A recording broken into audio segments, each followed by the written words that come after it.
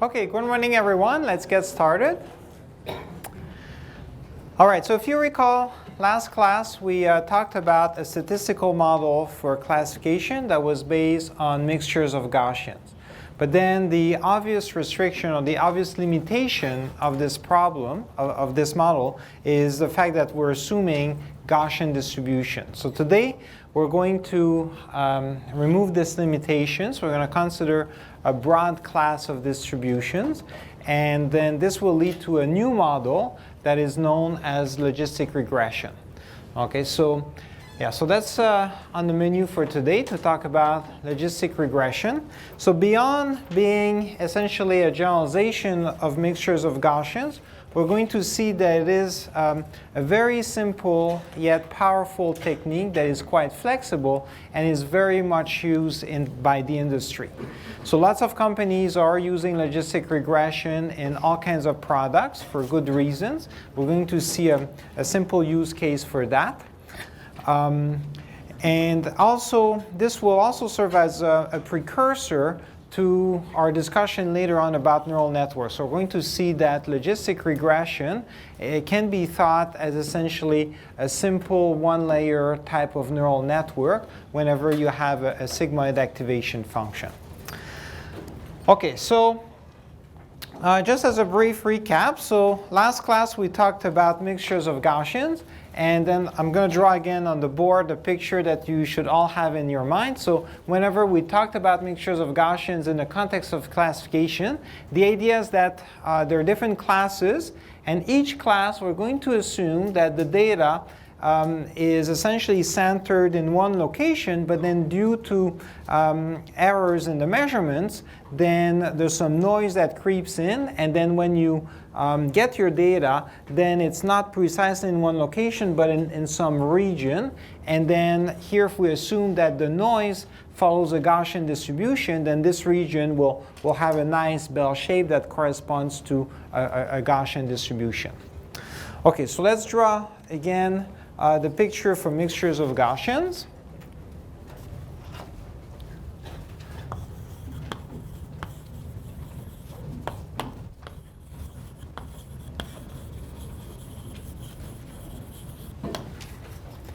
Okay, so if we have three classes, let's say class A is here, we've got class B here, and then class C here.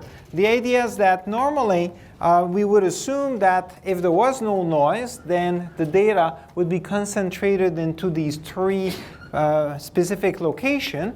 But then because of noise, we observe data in the neighborhood. So this would correspond to data for class A. And then if the data is a little bit away from the center due to some errors, some noise that follows a Gaussian distribution, then we can draw some contour lines that would correspond to where we expect the data to be. Same thing for class C. So there's data that's nearby, and then we can draw some contour lines that correspond to the Gaussian distribution. And then finally, same idea for class B. So we've got some data nearby, and these are the contour lines. Okay, so this works well when the data does indeed form clusters that have the shape of a Gaussian. So here that means a spherical shape, otherwise some sort of ellipsoid shape. But now what if the data does not have clusters with nice shapes like this, right? So what could we do? Because in practice, the data will be in whatever shape, and then presumably it is concentrated in two different regions that correspond to different classes, and we'd still like to do classification. Okay, so for this, we're going to have to relax our assumption of a Gaussian distribution, and then the question will be, what other distributions can we consider besides Gaussians? So here, it turns out that there is a family of distributions known as the exponential family that is quite important. So in most introductory courses of probabilities and statistics, then you would see lots of distributions from this family. These would include obviously the Gaussian, but also the exponential, the Bernoulli, the categorical, the Poisson, beta, Dirichlet, gamma, and many others. Okay, so many of the famous distributions that you would often see in some introductory course about probabilities and statistics are actually part of this exponential family. So this family is parameterized as follows. So we can write down a distribution over where the data might be based on some parameters theta. And then it's called the exponential family because the probability density function has an exponential, and then the exponent can be of the following form, where we have a linear term in theta times some other terms in x, minus another term a of theta, and then add another term b of x. So here, this general form, the key is that, again, there's an exponential, and then there's three terms. The first term is a hybrid term that is linear in theta and then depends on x as well. The second term just in theta, and then the third term just in x. And now, what makes the difference between, let's say, a Gaussian and then a Bernoulli and a gamma and so on would be the precise functions t of x, a of theta, b of x. So in general, all of the distributions that are part of the exponential family can be rewritten in this form. They're just going to have different definitions for t of x, a of theta, and b of x. Okay, so now the beauty, though, is that these distributions, because they have this form, it turns out that we can show that the posterior, when we do classification, will also be of the form of a sigmoid logistic linear function in x. Okay, so if you recall, for mixtures of Gaussians, we did the derivation, right? If we start with a prior, which is a categorical distribution, and then we have a likelihood, which is a class conditional that is Gaussian, then the posterior, to make a prediction about the class that a point belongs to, would also be Gaussian.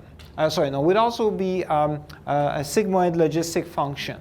So that's what we arrived at last class. So we did the derivation. And now, I'm not showing you the derivation, but any distribution of this form, you can show that the posterior will also be a sigmoid logistic function that is linear in x. So this is beautiful because what we derived, the theory that we derived last class, will apply more or less directly here for now a wide range of distributions. Maybe not all possible distributions, but at least all the distributions in the exponential family. Okay, any questions regarding this so far? Okay, very good. All right, so now based on this, we're going to formulate what are known as probabilistic discriminative models. And here the idea is that since we know that the posterior distribution is of the form of a logistic function, instead of making some assumption that the data is perturbed with some noise that follows a specific distribution, and then trying to estimate the powers of that distribution, and then computing the posterior, we're going to go straight to the posterior. We know that for all these distributions, the posterior is a logistic function, and it's a logistic function that depends essentially on W and W naught. And then the question will be, can we estimate W and W naught directly?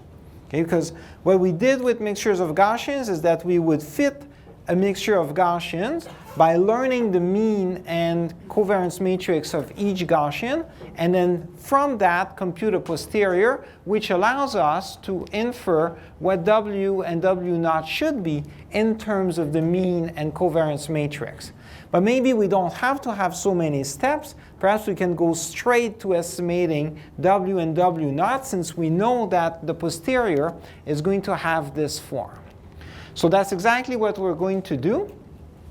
And here we can do this by essentially treating this as if it was a likelihood for the classes. and then optimizing the parameters to maximize this class. Okay, so in general, again, we know that for binary classification, the posterior is going to be a logistic sigmoid. And if we have multiple classes, then we'll simply have a softmax, which is the generalization of the sigmoid. So again, for all these distributions from the exponential family, the posterior, they all follow the softmax whenever we've got multiple classes. Okay, so this will lead now to a technique known as logistic regression, because for all these distributions, we know the posterior is a logistic sigmoid. So we're going to essentially try to fit or try to find what would be the best logistic function that captures the posterior for the data. Okay, so if we model the posterior, and here, let's say that we want to model it not just in terms of x, but also in terms of y, because the point of the posterior is to compute the probability that a data point belongs to a specific class that we denote by y. So here, if we denote those classes to be either 0 or 1, then we can use an expression like this to represent the posterior, so that now it isn't just the posterior of a specific class, but this will be now the posterior for any class when there's only 0 or 1. So if it is of class 1, then the exponent will ensure here that this term is active. But if the exponent is 0, then this term disappears, and then we'll have this term instead that is active when y is 0. Okay, so for two classes, right, I can write my posterior distribution in this form. And now this is essentially a conditional distribution for y given x, where it is parameterized by w. And now we would like to simply find the best w that maximizes the posterior, right? Because we're given some data, right? Our data includes both the input x and then the output y, which is our target. And then we would like to simply find the w that would ensure that for most data points, right, the probability of the correct class y will be as high as possible. So then, yeah, we can simply try to learn directly w in this way. And then the beauty is that you see w normally would correspond to some expression in terms of the parameters of some underlying distribution, like a Gaussian, or maybe a gamma, or a Dirichlet, or something else that's from the exponential family. But now we don't care really what distribution it's from. We're simply going to fit w directly, and the idea is that there is presumably some underlying distribution from the exponential family that would correspond to that. So that's the idea. Okay, so here I'm showing the expression for one data point, but now we can consider an entire data set. So the main difference you see here is that I've got a capital X to denote the data set. This was a single data point X. And here I've got a vector of outputs Y in comparison to a single output Y. Okay, so with a data set, then the main difference is that now I'm going to have a product over the posteriors of all those data points. And okay, beyond that, we simply try to optimize this posterior, so we're going to find the best w. The problem is that this type of optimization is not straightforward because I've got a product. So I'm going to use the same trick that we saw already several times, where I'm going to take the log of my objective. That doesn't change where the maximum is, but it allows me to essentially change the product into a sum. And then I will apply the log to those terms, which will give me this expression here. The other change I'm making is that now I will change the max to a min by introducing a negative sign here, so that I can treat this as a loss function. Right? So in everything we've seen so far, whenever we optimize, right, then we can always go from a max to a min by introducing a minus sign, and then that allows me to interpret this as a minimization problem, where this is essentially some kind of loss function. Okay, but this is really the same optimization problem as here, just written differently. Okay, so with this objective, now we will follow a similar approach that we saw for previous models, where what we're going to do is compute the derivative and see what happens when we set it to 0. In computing the derivative, it'll be important to look at what is the derivative of the sigmoid function itself. And it turns out that the sigmoid has a nice, it has a nice derivative, which is the sigmoid again times 1 minus the sigmoid. Okay, so we're going to make use of that. This is an interesting observation. And then it's actually quite convenient to make use of this expression. Okay. All right, so now the goal is to solve this optimization problem to find a W that minimizes this objective. But before we go on and do this, let me just make a remark here and say that perhaps what's a little bit awkward is that this technique is called logistic regression, but really we're trying to do classification, right? So we talked at the beginning of the course that whenever we have categories, so classes that are categorical, then it's classification. And whenever we try to predict something that is numerical, continuous, right, this would be regression.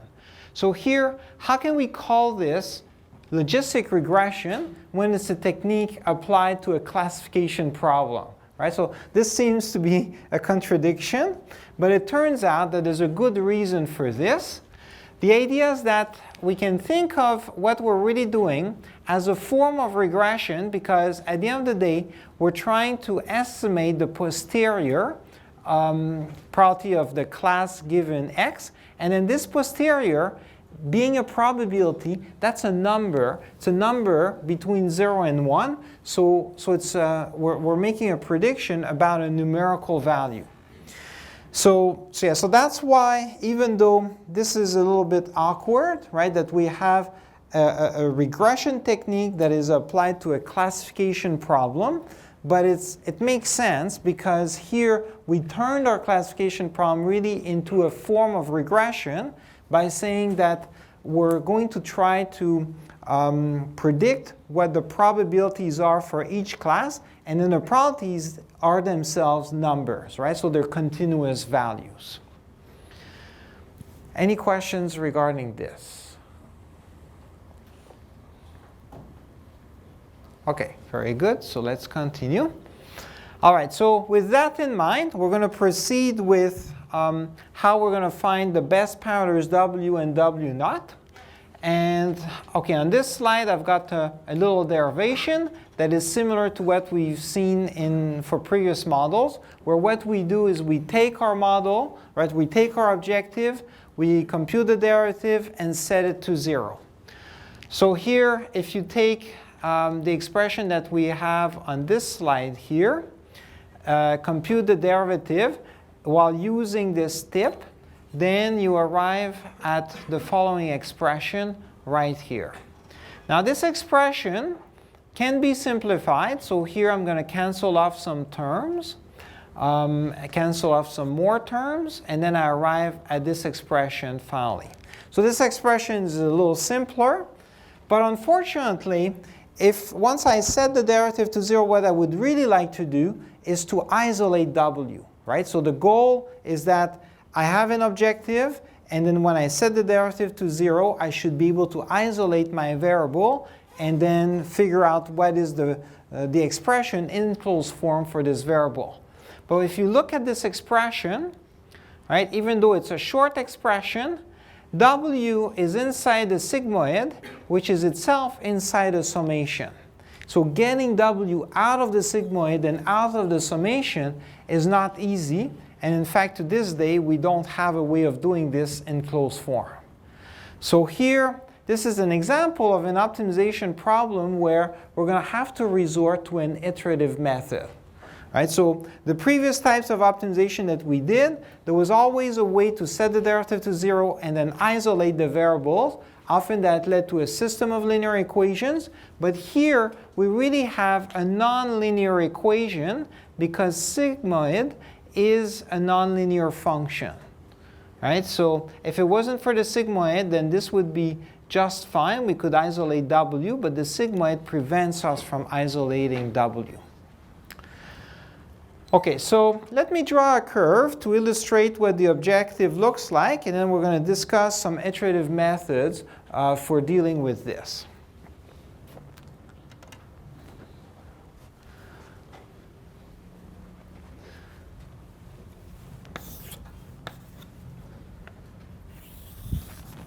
Okay, so the objective that we're working with, if I just go back, is this objective here. So that's our loss function. So we have on the x-axis W, and then on the y-axis L of W, that's our loss function. Right? And now I'm going to claim that this function here is actually a convex function that has a nice bowl shape like this. Okay, so here, if you're familiar with optimization, you would notice that whenever we have the log of a sigmoid, that turns out to be concave, and then with a minus sign it becomes convex, and then same thing on this side, so it's a convex function. Now this is not a course about optimization, so I guess you can just take my word for it. Okay, so this function is convex overall. So the nice thing about a convex function is that now when you look at it, then it has a single global optimum, and then we're going to be able to use lots of techniques that will find this global optimum relatively easily. Now, the technique that we were about to use was the one that says, well, since we're trying to find the minimum, and the minimum is where the slope is 0, right? So here I can draw a line, right? And then this would be the place where the curve is essentially flat, that there's no gradient. And then that's why when we set the derivative to 0, right, and then we try to find the W for this, then normally it would give us precisely the solution, so the best W right here. The problem is that it's not something easy, right? As we just discussed, isolating W is not possible because of the sigmoid. So it's a nonlinear system of equations. Okay, so even if we can't directly isolate W, what we can do is use an iterative method, and perhaps the simplest would be to use some form of gradient descent. Right? So like let's say I start here, right? I might have a certain initial starting point for W, and then what I can do is compute the gradient. So from here I would have a gradient in this direction. That would tell me that I need to move this way. Then I could compute another gradient, move this way, another gradient, and so on. And then eventually I will arrive at the solution. Right? So I can use gradient descent, and then the idea is that at every step I simply find out the direction of steepest descent, make a step in that direction, and keep on going until I arrive at a point where there's no more slope. Right? So this would be the simplest method. So this method will work. The only issue is that it's not efficient, and then there's also a problem of how can I determine the step size. Right? So when I say I have a direction and then I make a step in that direction, how big should the step be? Right? Because if I make a tiny step, then I'm going to have to do a lot of steps. And if I make a big step, I might overshoot, and then I might have to come back. Right? So then coming up with the right step length is not something obvious. There's a whole literature on this. But then that's one of the tricky things regarding gradient descent. So here let's consider another method.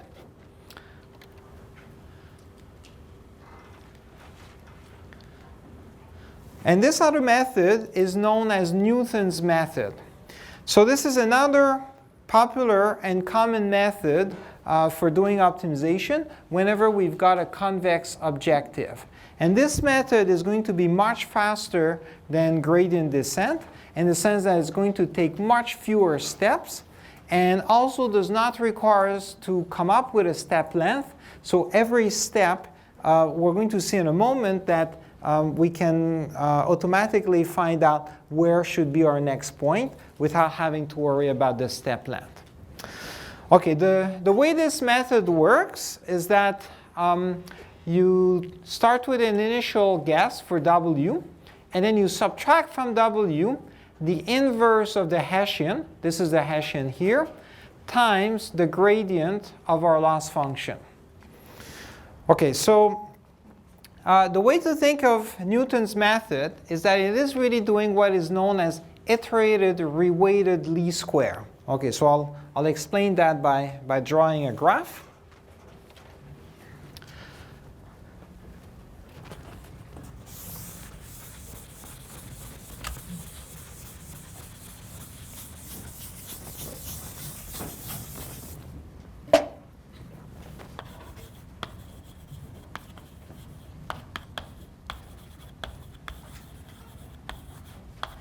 Okay, so again,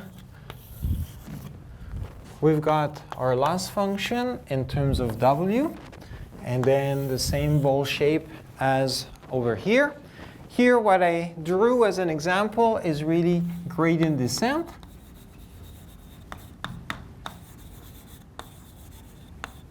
Okay. And what gradient descent does is that at some level you can think of it as we start with an initial point, and then we fit a line. Okay, so we fit a line that goes through that point. That tells us where we can go down. We take a step, and we fit a line again, fit a line, and so on. So we continuously approximate our objective with lines. But perhaps we could get a better approximation. Instead of fitting a line, maybe here what I could do is start by fitting a quadratic function. So a quadratic function could essentially approximate the curve better, and then we might be able then to take fewer steps and to converge faster, and that's exactly what's going to happen. So okay, we know our global optimum is here. Let's say we start here. If I approximate this curve with a quadratic function, it might look like this. Okay, so here, this would be a quadratic function that touches the curve at this point, and then at this particular point, it has the same slope and the same second order derivative, right? So here we're approximating not just with a line, but with a quadratic, so it means that the linear and quadratic terms of this new function and in comparison to my original function would be the same. So what might be different are higher order terms, but at least the linear and quadratic terms would be the same, and then it would look like this. In comparison here with gradient descent, I'm essentially fitting a line, which means that it's only the linear terms that are the same. Okay, when I fit a quadratic function like this, what I can do then is say, well, why don't I think of my quadratic function as my new objective, and let's minimize that. So if I find the global optimum of this quadratic function, I'll find the bottom right here. And this bottom, now I can treat it as a new point. So it will give me a new W. So I started here. Now I have another W that is here. And then I can approximate again. So let me draw another quadratic function, okay, that approximates now the function at this point. Again, I will find the minimum of this quadratic function, which happens to be here. And then this gives me a new W. And then I approximate again. Okay, so I keep on going. I find another minimum. And then I approximate once more. And so on. Okay, so then I will have a series of approximation. But then the beauty is that I don't have to worry about computing a step length, because each time that I have a quadratic function, I'm going to solve optimally for the minimum in closed form. And here, solving what is the minimum of this quadratic function is essentially the same as what we did for linear regression when we were minimizing squared loss. Right? So with linear regression, what you coded in assignment 1 was essentially this problem of minimizing a quadratic function, because the objective when we minimize squared loss was a quadratic objective, and it happened to be convex. So it was essentially this problem. So here, what we're proposing now is that at every step, we approximate our function with a quadratic, turn it, if you want, into some form of linear regression, where you find the minimum of that quadratic curve that gives you a new estimate, and then you refit the function, and you keep on going like this. Now, the beauty is that when you fit like this, because we have a better fit, it's a quadratic function that matches the curve better, at least for the linear and the quadratic terms, then in general, the number of steps we're going to have to take is going to be much fewer than for gradient descent. So in fact, Newton's method is a second order optimization method that makes use of both the gradient and then the second order derivatives, and that's where the Hessian comes in. Okay, so on this slide here, right, so I've got the Hessian, which is a matrix of second order derivatives. So it's a derivative of the loss with respect to every pair of variables. So in this case here, it would be with respect to W0 once, and then the second time with respect to W0. In this case, it's a derivative with respect to W0 and also Wm, and so on. So here you see we take derivatives with respect to every pair of variables. And this essentially gives us what is the curvature up to the quadratic terms. So it allows us to match in this graph the function up to the quadratic term. Okay, so now when we update W by subtracting the inverse of the Hessian times the gradient of the loss function, what you're effectively doing is taking a step here where we essentially solve one quadratic approximation and find the minimum. So finding the minimum would correspond to doing this update right here. So okay, I'm not showing you how we derive here Newton's method, but it's essentially what it boils down to. So I guess the picture you should have in your mind is what I drew on the board there, that what we're really doing is approximating our function with quadratics, and at every step we simply find the minimum, and that can be done simply. It's as simple as just computing the Hessian, taking the inverse, multiplying by the gradient. Okay, any questions regarding this? Yes? Is one more accurate than the other? So yeah, Newton's method tends to be much faster, meaning that it takes much fewer iterations to arrive at the global optimum. So when you say which one is most accurate, it really depends here on how many steps, how many iterations you take. But then for the same number of iterations, Newton's method is going to be much faster, much more accurate. Now here, I should be careful. So the cost, though, of doing one iteration of Newton's method is more expensive than gradient descent, because here we have to compute the Hessian. So the Hessian includes all the second order derivatives, and that's quadratic in the dimensionality. Right? So this method is great when we only have problems that are low dimensional. So for instance, once we start talking about neural networks and then we have millions of weights, millions of powders, then this will not be feasible. But then if you have an easier problem where you just have data points of a few dimensions, and then weights as well, just a few dimensions, then you can use this, and then it tends to be much faster and therefore more accurate. Okay, any other questions? Yes? When we iteratively approximate, is it always a quadratic, no matter what the function is? That's right. So here, what Newton's method does is always approximate with a quadratic regardless of what the function is. And in fact, the function in our case, if we just go back, right? So this is our loss function, right? And you'll notice here, there's nothing that looks quadratic in here, right? So we have log terms, we have sigmoids, we have something linear. So it's just a complicated nonlinear function. It happens to have this bowl shape, and then we're just saying, let's approximate this bowl with a quadratic function at every step. And Newton's method always does that. It always approximates with a quadratic function regardless of what the original function is.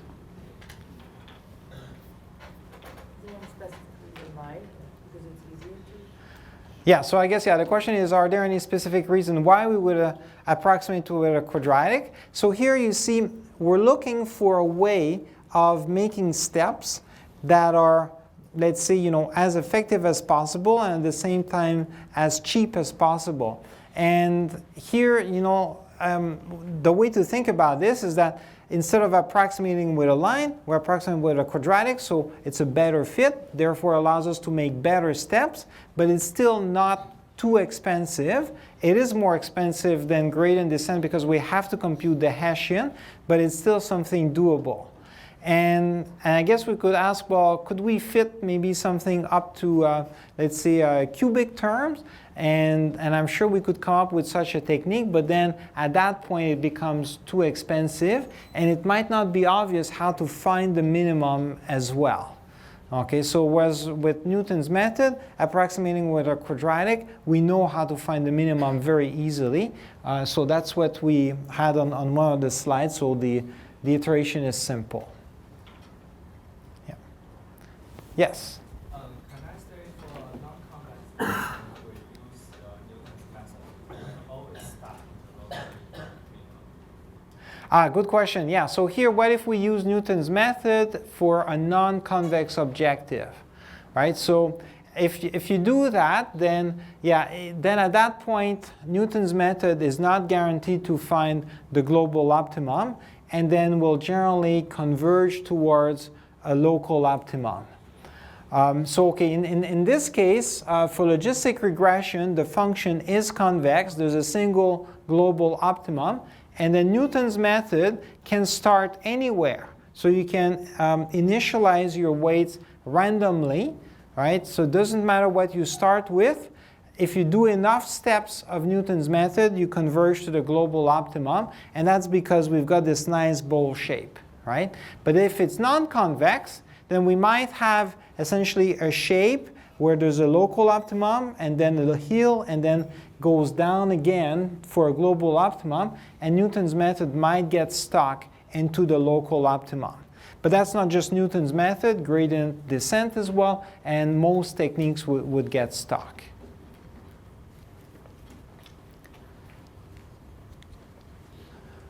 Okay, so let's continue. All right, so to apply Newton's method, the main thing that we have to compute is the Hessian as well as the gradient. You guys know how to compute the gradient. Now, what about the Hessian? Right, so I said that it's second order derivatives, so that's by definition what it is. But now, what's a simple way of getting that Hessian in the context of logistic regression? So this slide here shows that we can do a little derivation and arrive at an expression where the Hessian is essentially x bar times r times x bar transpose. And here, if you recall, x bar, capital X bar, is essentially our data set with a row of ones on top of the data, right? So every column is a data point, right? And then whenever I put the bar notation on top of x, it means that I append a 1 to each data point. So I essentially have my data set with a row of ones. So it's x bar times r, where r is a diagonal matrix of this shape. So it's a diagonal matrix where the first entry is sigma 1 times 1 minus sigma 1. And here I'm using a shorthand to mean that sigma 1 is really sigmoid applied to W transpose X bar for the first data point. And then every entry on the diagonal is going to be like this, a sigmoid times 1 minus a sigmoid applied to a different data point. The last one is here, where it's the sigmoid of W transpose times X bar for the nth data point. Okay, so here, this is interesting because it shows the structure of the Hessian. It can be rewritten in this form, where you have your data set that's easy to obtain X. All you need to compute after that is R, which is a diagonal matrix of this form, and then multiply again by X bar transpose. And really the only thing you have to compute are those sigmoids. And here you'll notice that those sigmoids, right, they're closely related to this tip here, right? So it comes from this expression where whenever we take the derivative of the sigmoid, we get the sigmoid times 1 minus the sigmoid. Right? So that's where it comes from. Okay, so yeah, so I'm not showing you all of the steps here to get to this expression, but the idea is that in assignment 2, when you program logistic regression, and then I ask you to apply Newton's method, then an important quantity that you have to code is essentially the Hessian, and then you can obtain it by using this formula.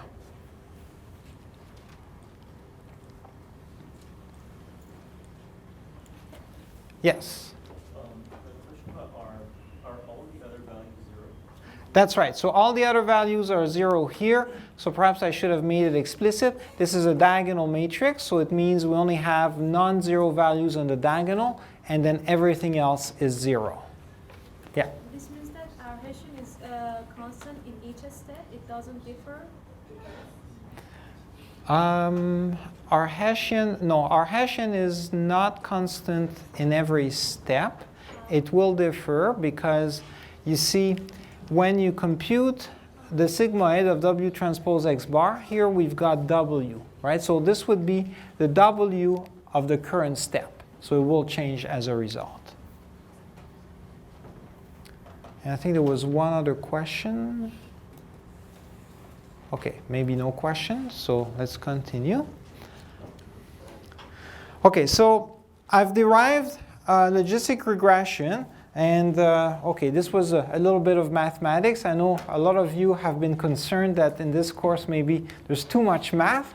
The reality is that machine learning is based on a lot of mathematics, and then it's important for us to go through this so that you can understand how those methods arise and why they are the way they are. But now let's talk about a case study. And essentially, logistic regression, up until 5 years ago, was perhaps one of the most important machine learning techniques in the industry. Today, neural networks are very important and perhaps have displaced logistic regression. But for many applications, this was the go-to technique for machine learning. Okay, so in this case study, I'm going to consider recommender systems and ad placement. So here, this is a type of application where essentially we've got a user and then we want to make a recommendation to the user. So this could be a product recommendation where the user will then decide whether to buy or not the product. It could be an ad recommendation. So whenever you go to a web page and then there's some ads that are shown, right, then there's a machine learning technique under the hood that quickly decides which ads should be shown to the user, and then these ads are not the same for different users, right? So the idea is that there's a machine learning technique, and often, or at least historically, it was based on logistic regression, where the idea is that the company would like to show an ad that has a high probability that the user would click on it, right? Okay, other examples would include, let's say, recommending movies or recommending apps to be downloaded. So there's lots of situations in social media where you would like to make some recommendations of users, and then the idea is that this recommendation either is going to be followed by the user, where the user is going to buy something, click on something, or download something, or the user will simply ignore the recommendation.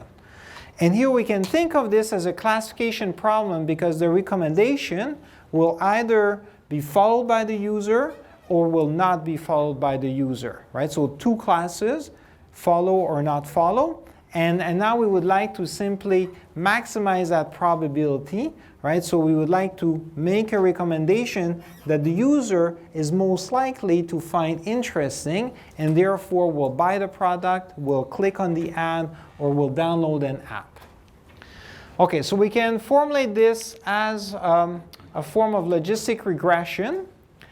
And here, part of the reason why a lot of companies would use logistic regression for these problems is because it's simple, it's also flexible, and it's efficient. Now, okay, we saw the derivation, and you might say, well, how is that simple? I mean, there was all these slides of math, but when I say simple, what I mean is that in terms of implementation, to make a prediction, the computation is actually simple, so there's not much computation to be done. Okay, and then in terms of the implementation, we're going to see in a moment that here making a prediction just boils down to computing a dot product. So even though the technique has a lot of mathematical justification that might not be so easy to grasp, applying it is a matter of computing a dot product. Okay, so let's say that we consider app recommendation as an example. It would be the same thing for ad placement. It would be the same thing for other types of product recommendation.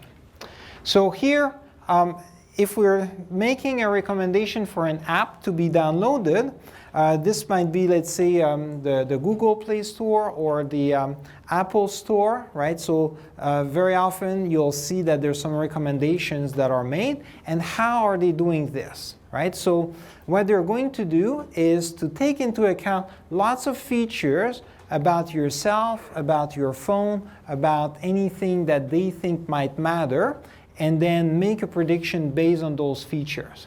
And here, in terms of features, they typically take into account millions of features, and those features might be binary, they might be numerical. Here it doesn't matter, right? So as long as all the features can be casted as some form of number, then we can feed that to logistic regression. So here those features would correspond to the x, that's the input. Okay, so now let's write down some example for features in this context. Okay, so we're going to have lots of features, and we can think of this as a vector. Perhaps some of the most classic and very important features would be binary features that might correspond to whether some apps were downloaded and installed. Okay, so here there would be a long vector. In fact, yeah, it's not a vector of a finite size, so let me do this. Okay, so this would be apps already installed. Okay, so as a starting point, right, we could consider the apps that you've already downloaded and installed in your phone to get a sense of what other apps you might be interested in, so that when a recommendation is made, right, then you're likely to be interested in the apps that are recommended. Okay, so here I'm denoting by 1 the fact that an app was downloaded and installed, and then 0 when it was not downloaded or not installed. Right? So it's going to be a long vector, and in fact, because there are millions of apps out there, right, this vector is going to be a size that corresponds to the number of apps out there, so therefore length of at least 1 million. Now beyond that, there's going to be other things like perhaps your age, the gender. So here the gender obviously is male or female, but then we can represent this by simply a binary feature of 0 or 1, and then many other personal features.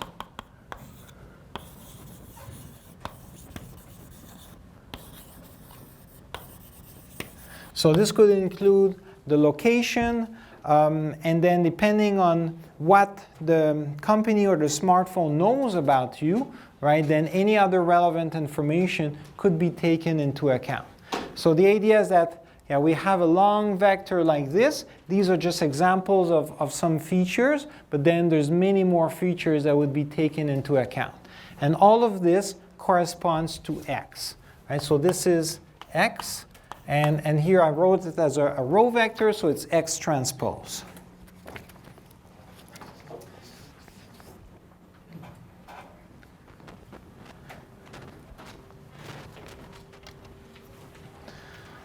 Okay, so once we have our features like this, and let's say we've already trained a logistic regression model and we'd like to do classification. So let's say your phone is about to make a recommendation of an app that you might want or you might be interested in downloading.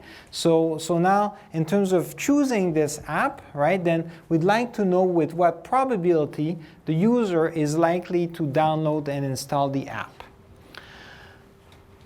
Okay, so we can formulate this as a problem with two classes, right? So either the person is going to install the app, that's 1, or the person won't install the app, and that's 0. Now, we can calculate the probability that the person is going to download and install the app just with the sigmoid of W transpose X bar. And then if this probability is greater than 0.5, then we would say that yes, this person is very likely to install and download that app. And then 0 otherwise. Now, to make this prediction, right, whether the person is going to download or not the app, we just need to verify this condition here. And if you recall from last class, right, whenever the sigmoid is equal to 0.5, that corresponds to the linear expression inside W transpose X bar being equal to 0. Right? So this is the boundary between the two classes. Right? So when we talked about mixtures of Gaussians, we saw that it gives us a linear separator, right? And then the linear separator is when the two classes have probability 0.5, 0.5, and that corresponds to W transpose X bar being equal to 0. So here we can simplify this condition, and really all we have to verify is whether W transpose X bar is greater or equal than 0 or not. Okay, this is for two classes. Now in practice, really, it's not just that you want to know with what probability somebody is going to download an app or not, but it's actually to decide among all the apps which one should be recommended. Right? And perhaps we can simply use the one that has the highest probability as the one that we're going to recommend, but still it's a multi-class classification problem if we think of which app the person might be most likely to download next. So if we think of this as a multi-class problem, then the computation would be the following. So we would use a softmax distribution, and so we have W transpose X bar divided by the sum of the W transpose X bar. And here the main difference with multiple classes versus two classes is that here we have a vector W for every class K. In contrast, here there's a single vector W for the entire model for both classes. But when we've got multiple classes, the generalization would use one vector W for every class K. So now, if we wanted to select which class has the highest probability, right, then we would maximize this. But it turns out the denominator doesn't matter because it's the same for all classes. So we're simply left with the numerator. And then again, it's just a question of computing a dot product. Right, so this is the beauty of logistic regression. At the end of the day, making prediction is simple because it's just a matter of computing a dot product. And it's the case for multiple classes as well as just one class.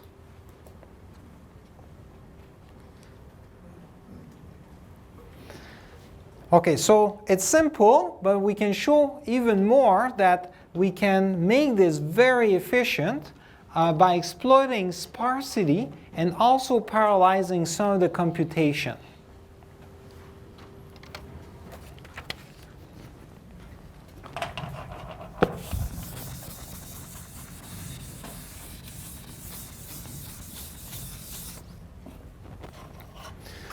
Okay, so for sparsity,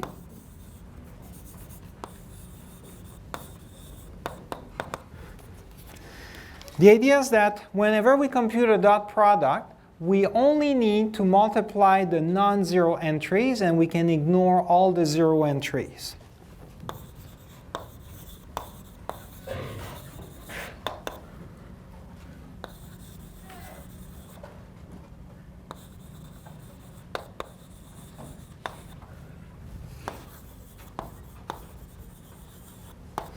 So if I look at the features that I gave here as an example, right, so we can see that for the apps already installed, right, this was a super long vector that's millions in terms of length because there's one entry per app.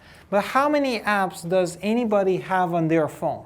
Right, so most people have maybe, I don't know, 20, 30 apps.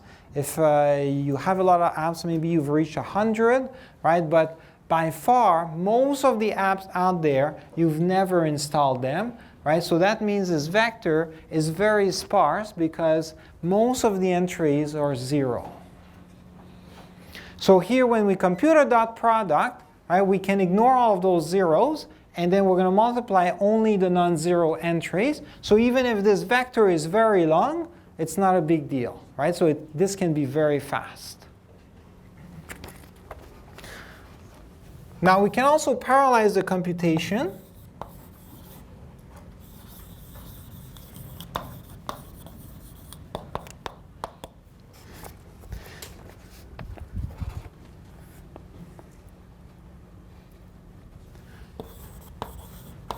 So we can use a GPU to do some element-wise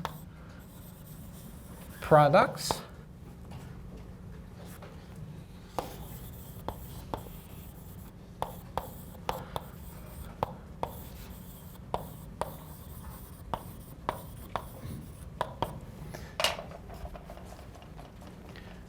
So especially if we consider multiple classes, right, then we have to compute this dot product for every vector W associated with each class, and then the features X. Right, so there's lots of dot products. We could compute all of those in parallel very easily by using a GPU. And in fact, a lot of the element-wise operations, like products, can be done in one operation on the GPU. So here we can make this super efficient. So the beauty of logistic regression is that it's something that can run in a smartphone or otherwise a low resource embedded device very simply. And then even for applications where the prediction could be made on a large server or in some kind of server farm, the idea is that if you have millions or billions of users and you need to serve lots of recommendations, like ad placement, for instance, each time somebody clicks on a new link, right, chances are there's some ads in that new web page, and for each one of them, right, you need to be able to make a prediction and select the ad very quickly. Right, so all of this has to happen in a fraction of a second, and then so we need to make this very, very, very efficient.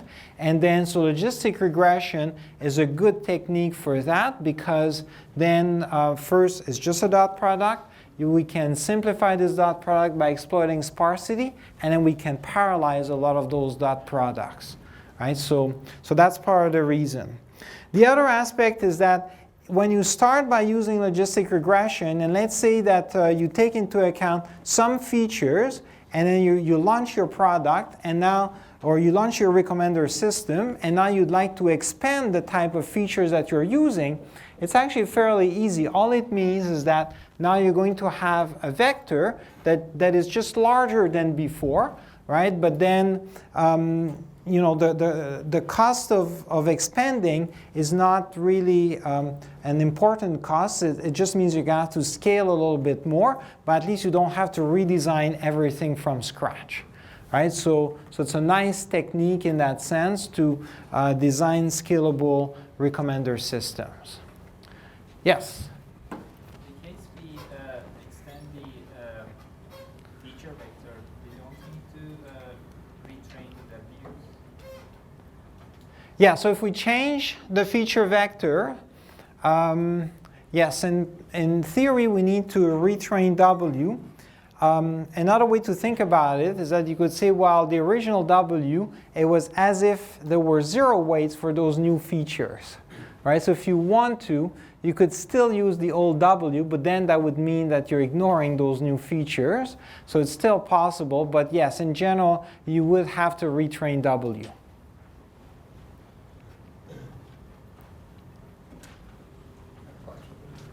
Yeah?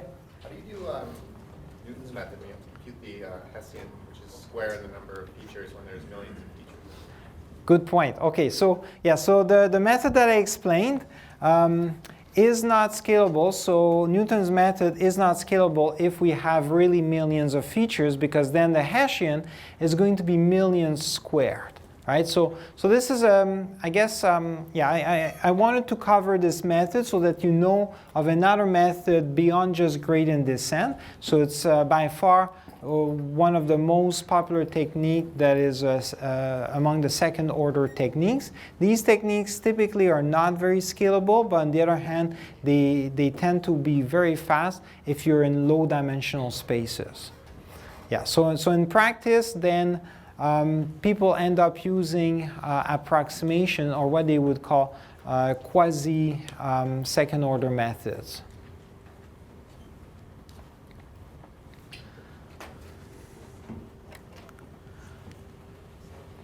Okay, so Newton's method will work well, but one issue, and in fact, okay, it's not just Newton's method, but logistic regression in general, it will work well, but then it might overfit. Part of the issue is that because logistic regression, the optimization is convex, so we've got this nice bowl shape for the loss function, and then there's lots of techniques that we can use to find the global optimum, and it's generally easy to find the global optimum. In practice, then we tend to find the global optimum, but the problem is the global optimum might fit the data too well. So it's a method that tends to overfit easily.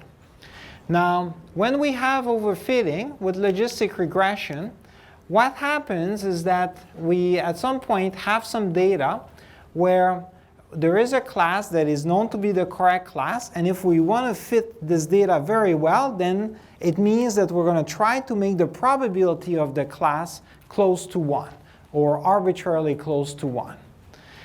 And when we do this, we're going to see in a moment that the weights will tend to become very large. They will either go off to infinity or minus infinity, and then the Hessian will tend to be singular. So if the Hessian is singular, we cannot apply Newton's method because we need to take the inverse of the Hessian, and we can't do that if the matrix is singular. Okay, so let's draw a picture to understand this.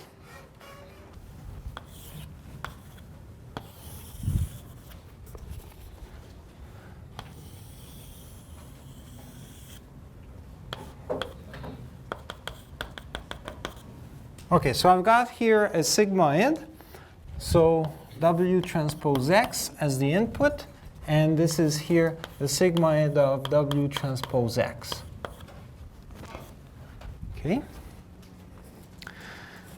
All right, so if we're overfitting, as I explained, the problem is that we have some data and we know what the correct class is. So if we're overfitting, we're going to try to make that probability of the correct class as large as possible, and in fact as close as possible to 1.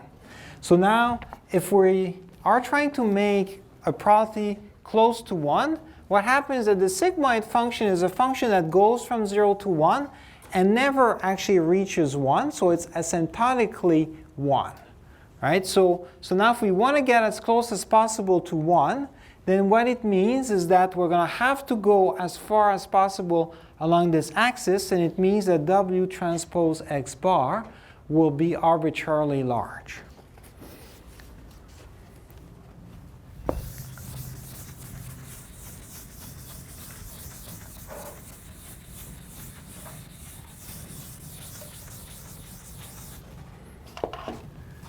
Okay, so to reach a sigmoid of W transpose X bar that is close to 1, we need W transpose X bar that goes to infinity. And therefore,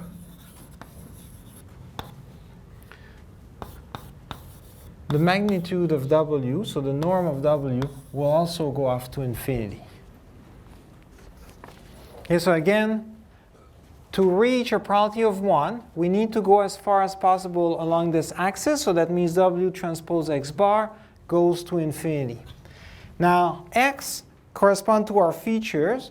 If they're binary, that means they're just 0 or 1. Whatever the features are, they're typically something bounded, but it's something fixed. Right? So if W transpose X is going to blow up and become infinitely large, it's got to be because of W. And then as a result, it means that we're going to have some weights that become arbitrarily large.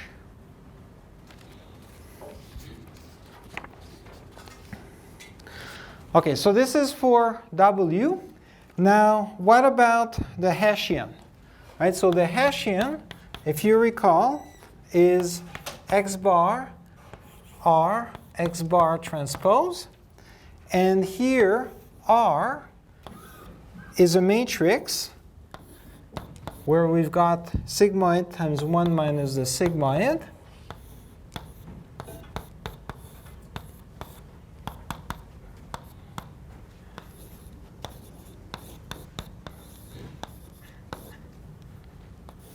So it's a diagonal matrix that looks like this. And since the sigmoid will go to 1, and this is the case for every data point, right, then here it means that the entries on the diagonal, the sigmoids are going to be close to 1, but then 1 minus the sigmoid is going to be close to 0. So overall, the diagonal is going to go to 0.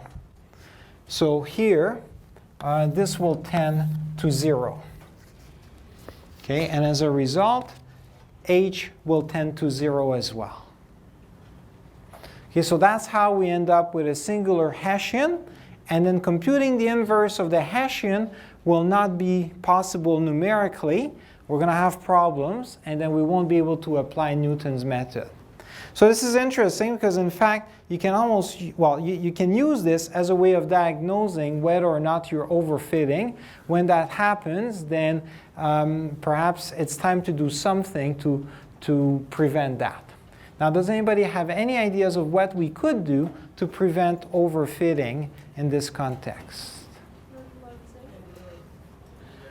Yeah, so regularize. So we've seen methods before in the context of linear regression to deal with this, and it turns out that we can do the same in this context here. Okay, so regularization, if you recall, can be thought as a way of simply making sure that the weights are not going to be too large by introducing a penalty. So here we've got our objective, so we're minimizing some loss function in W. But the problem is some of the weights might become arbitrarily large, so we add a penalty term that tries to minimize the magnitude of the weights, and here we're just going to use Euclidean norm for the magnitude. So our new objective is the same as before plus this additional term, and now in order to work with Newton's method, you need to change what the Hessian is going to be. So the Hessian, again, is a second order derivative of this objective, and it will change in a way where you're going to add lambda I to the objective. You add lambda I to H. So that's the main difference, and here it should be clear that this will help to prevent any type of singularity, because if r is going to 0, and this is also all going to 0, once we add lambda I, then we make sure that the diagonal entries are essentially at least lambda, and therefore the eigenvalues are going to be away from 0, and you'll be able to take the inverse. Okay? All right, so this course again is not about optimization, so the details here regarding eigenvalues, singularity, and so on, don't worry about this if this is not making too much sense. It's a nice connection with linear algebra, but for our purposes in machine learning, the main point is that there's overfitting possible, and then we can prevent overfitting by essentially adding this penalty term, and that's what you would do when you apply Newton's method. So the Hessian changes, and now what is not shown on this slide, but you also need to take into account, is that the gradient will change too. Right? Because Newton's method is the inverse of the Hessian times the gradient. Right? So you need to change the gradient to also take into account this additional term. Any questions regarding this? Okay, very good. So I guess in assignment 2, you guys will get to practice this by programming this. All right, so now what we've done so far is that we've seen how we can generalize mixtures of Gaussians to logistic regression where we're not assuming any more Gaussians, right? But what is still somewhat of a limitation here is that we obtain a classifier where the boundary is linear. Right? So if I just go back, when we have two classes, right, the boundary between those two classes is determined by W transpose X bar. And whenever we've got multiple classes, it's also a linear expression. Right? So that means we're going to have a linear separator between the classes. And in a lot of problems, we don't want linear separators. It might be the case that we have data that clusters in interesting ways, and then the boundary should be nonlinear. So an interesting question then is, can we generalize what we've talked about to nonlinear separators? Okay, so far we talked about linear models. And now an interesting question is, can we relax this assumption? Can we do classification and also regression that are nonlinear? And obviously the answer is yes, but then there's a catch. Once we go nonlinear, things are going to be more complex, right? So it's going to be more complex mathematically. Computationally, it's also going to take more time. And then in many cases, we're not going to be able to find algorithms that are robust and solutions that are necessarily good. So then the real question is, when we go nonlinear, is there a way that we could in fact retain the simplicity of linear models and yet really do nonlinear classification and regression? And it turns out that there is a way of doing this. We're going to make some assumptions still for that, but there is a way. And that leads to what are known as generalized linear models. Okay, so the main idea behind this is that we're going to map the inputs. The inputs are the x's that we have in our data set to a new space, and then we're going to do linear regression and classification in that space. And here, this is going to achieve something nonlinear as long as we choose our mapping to go to the new space in a way that this mapping is nonlinear. Right? Because if I have my data in some space, now I map it to a new space, but then I'm doing a nonlinear transformation. And then in that new space, I do linear regression or linear classification. Then a line in that new space really corresponds to a curve in the original space that is nonlinear. So this is a very simple approach that will allow us to generalize all of the linear models that we talked about so that they can work in nonlinear settings. And in fact, it's also going to be the basis for kernel methods that we're going to see later in the course. Okay, so I'm going to draw a picture to illustrate this. And in this particular case, just as a simple example, let's consider a quadratic function.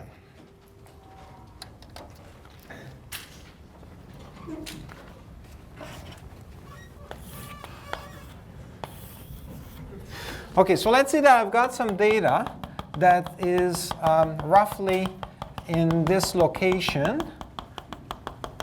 And now let's say that I'm interested in doing regression. But so far, all we've seen is how to do linear regression. And it's clear that when you look at this data, I can't fit a line very well through this data because it looks like it's curved, right?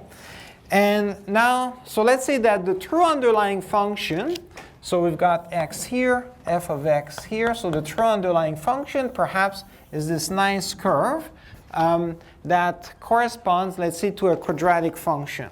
So this could be f of x is equal to x minus 1 squared plus 2, which is the same as having x squared minus 2x plus 3. Okay, so this is just an example. It's an arbitrary function, right? But let's say that this is the true underlying function for this data.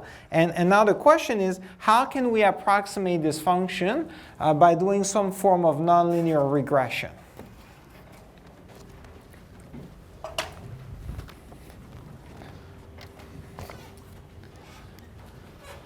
Okay, so as I explained before, the main idea is going to be, let's map our data from the original space to a new space. And here I'm going to use phi to denote this mapping. So phi is going to map every input x into a new feature.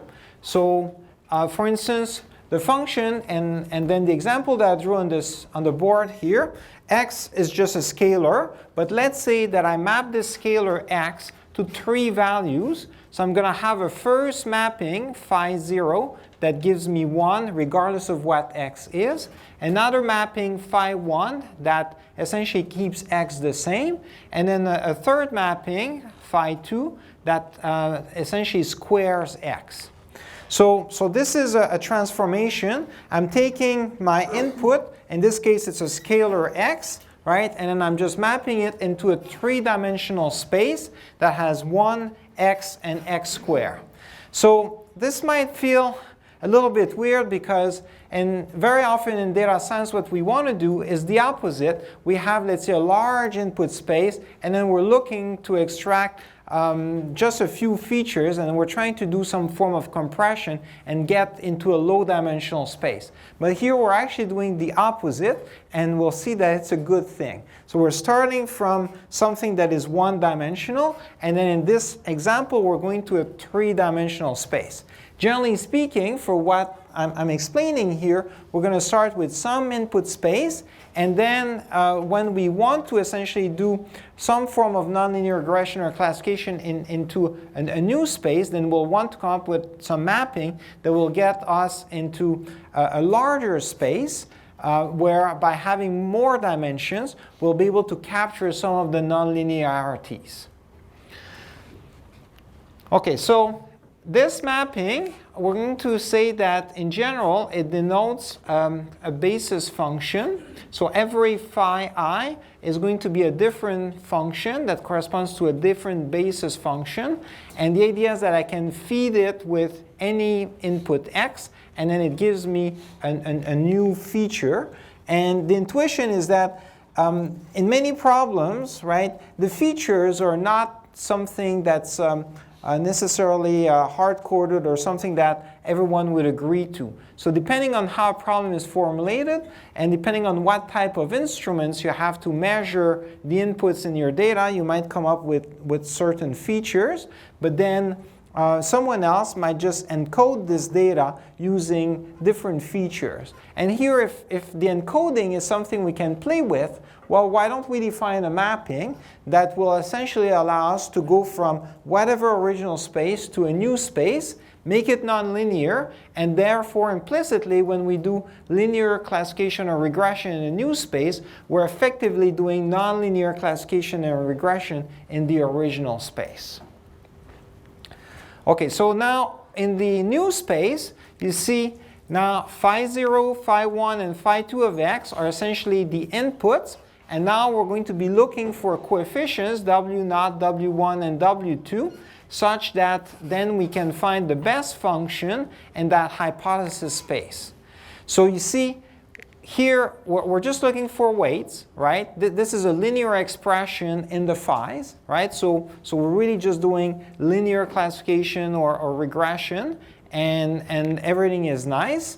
It's just that we've used phi to essentially capture the nonlinearities. So that's the beauty of this. And here, this is, again, just an example.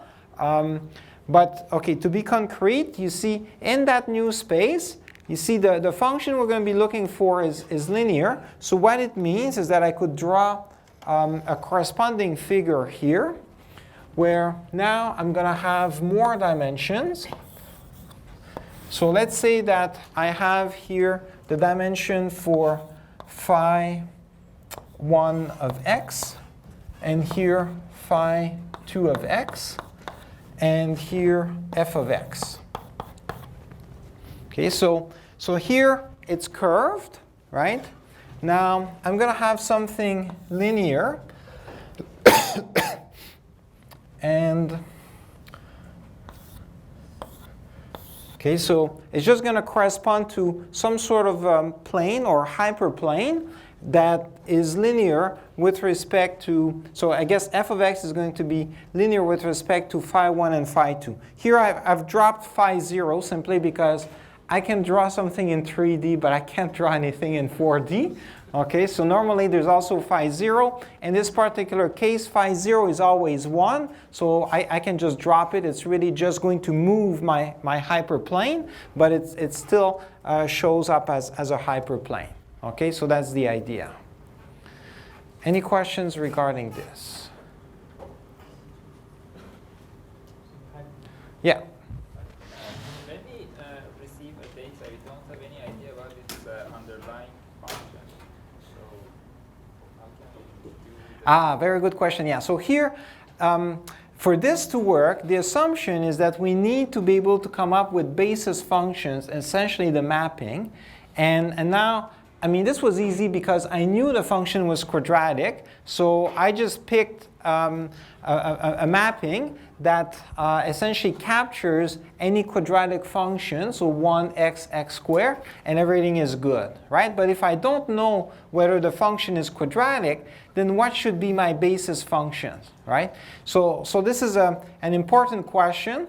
Ideally, what happens is that you have domain knowledge, you have a sense of what might be the space of functions that you need to capture, and then you pick basis functions to capture that. Failing that, there's actually a whole literature on learning basis functions and also learning kernels. So this is beyond the scope of the course, but in any case, there are techniques as well for learning that. Yes? The hyperspace is the mapping, right? Or, sorry, the hyperspace is the hypothesis. No. So yeah, so here, okay, I said that this function is the true underlying function f, right? Now what I've done is simply transform f into my new space. So this is still f of x, okay? So it's a true underlying function, but now when I'm searching in a space of function, the hypothesis space, and there I'm going to search in a space of linear functions. So that means I'm going to search in the space of all hyperplanes. This is just one that corresponds to the true underlying hyperplane, but you know, I can tilt it, I can change it, but it's still going to be a hyperplane. And there might be multiple variables of each one of them, like x squared can be x1 squared, x2 squared, or right? Is it a vector or is it just a single variable? Yeah, very good point. So here it's a vector, right? So in this example, I started with x as input, which is a scalar. And now I get into a new space where my input is a vector, phi 0, phi 1, phi 2.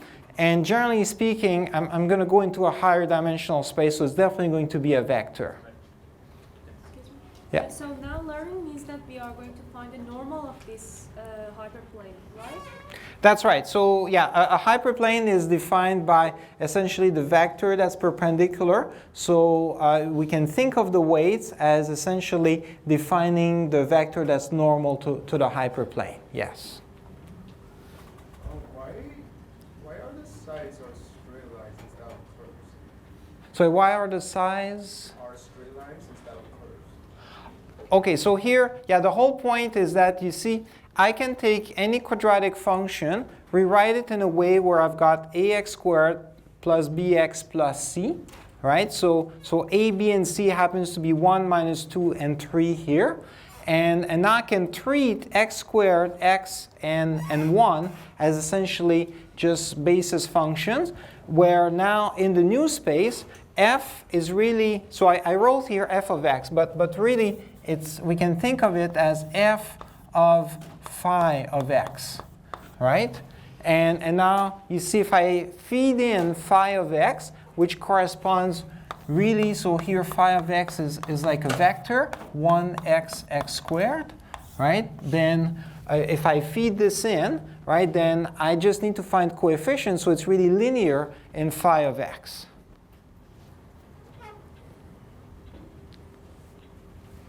Okay.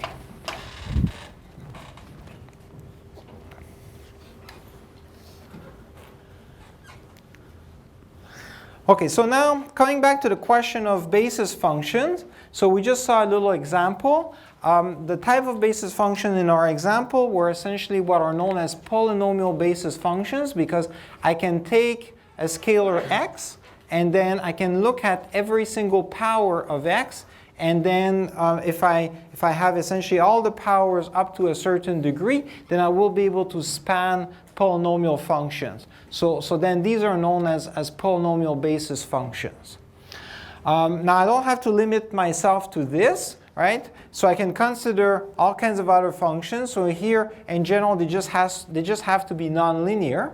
So for instance, I could consider Gaussian basis functions. And here we should not be confused with Gaussian distributions, right? So this is not meant to return a probability, right? It's just a function that happens to have the same form as the algebraic formula of the Gaussian distribution.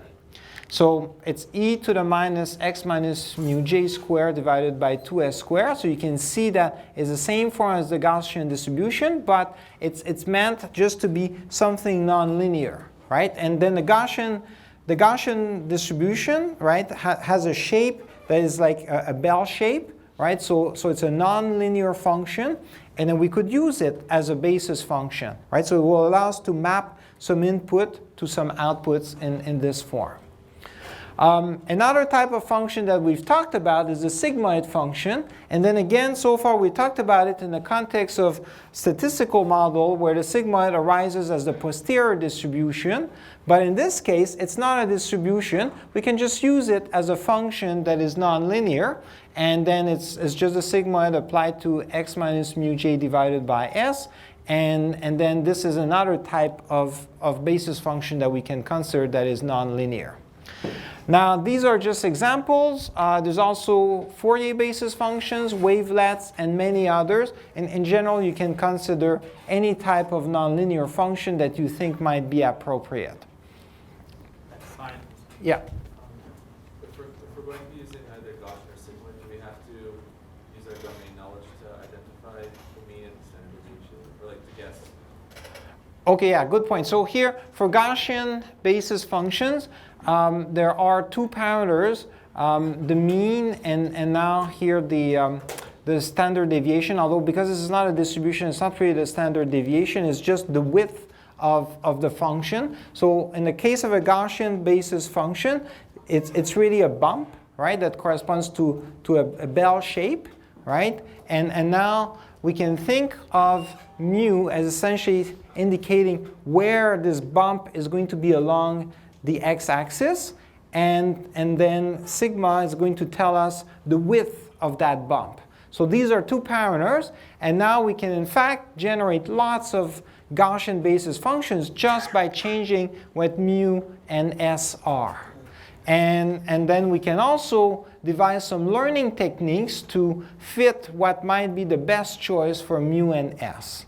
But for at least the purpose of just this slide and this lecture, right, my intention here is just to show you that, oh, we could also construct basis functions using this algebraic formula. I think there was one other question. Or, okay, keep going. Is it Sj as well? Like, so S is also a parameter of the basis function? Oh, yes. Okay, good point. So, yeah, here we could make S a parameter. Therefore, it should have J as an index so that we can change it depending on which basis function we look at. Yes. Yeah. Oh, okay. Go ahead.